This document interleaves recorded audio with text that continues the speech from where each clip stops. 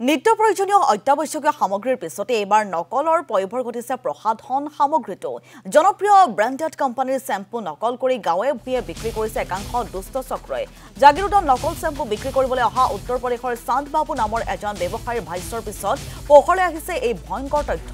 নকল সামগ্ৰীৰ বাবে বিখ্যাত বহিৰাজ্যৰ কেইবাটাও স্থানৰ পৰা অতি কম মূল্যত সামগ্ৰী ক্ৰয় কৰি অসমত অধিক মূল্যত বিক্ৰী কৰাৰ তথ্যও এতিয়া পোহৰলৈ আহিছে বিশেষকৈ চাবোন আৰু কেমিকেল মিহলি কৰি প্ৰস্তুত কৰা নকল চেম্পু বিভিন্ন ব্ৰেণ্ডেড কোম্পানীৰ বটলত ভৰাই বজাৰ বিক্ৰী কৰি আহিছে একাংশ দুষ্ট চক্ৰই জাগিৰোডত এনে দুষ্ট চক্ৰৰ এজন ব্যৱসায়ীক আৰক্ষীয়ে গ্ৰেপ্তাৰ কৰাৰ পিছতে এতিয়া সমগ্ৰ বিষয়টোক লৈ সচেতন মহলৰ মাজত সৃষ্টি হৈছে ব্যাপক প্ৰতিক্ৰিয়াৰ একচুৱেলি কি মই দোকানত বহি আছিলোঁ বহি থকাৰ পাছত এজন মানুহ ঘপকৈ আহিলে আহি ক'লে যে আমাৰ তাত চেম্পু আছে ল'ব নেকি মই বোলে কি চেম্পু চালোঁ চোৱাৰ পিছত দেখা পালোঁ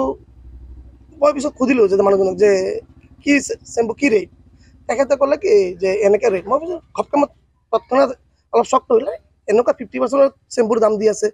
কেনেকৈ পিছত মই মানুহজনক সুধিলোঁ আপুনি ইমান কম দামত মালটো কেনেকৈ দি আছে তেখেতে ক'লে যে মইতো ট্ৰান্সপৰ্টত কাম কৰোঁ মোৰ ঘৰত অলপ অসুবিধা হৈছে মই মালখিনি বিক্ৰী কৰি মানে সোনকালে ঘৰত যাব লাগে এতিয়া মোৰ পইচাৰ বহুত অভাৱ আপুনি তাতে অলপ মালটো ৰাখি দিয়ক তাৰপিছত মই মালখিনি ভালকৈ চালোঁ তাত দেখা পালোঁ যে বহুত মাল শ্বৰ্ট এক্সপিৰি আছে কিছুমান মালত মানে ডেট উকলি গ'ল তাৰপিছত মানুহজনক মই অলপ জোৰকৈ যেতিয়া ক'লোঁ যে মালটো ক'ৰ পৰা আহিলে ভালকৈ সোধা পোছাৰ পিছত প্ৰথমত ক'ব খোজা নাই তাৰপিছত ক'লে যে মানুহজনে কপি মাল বুলি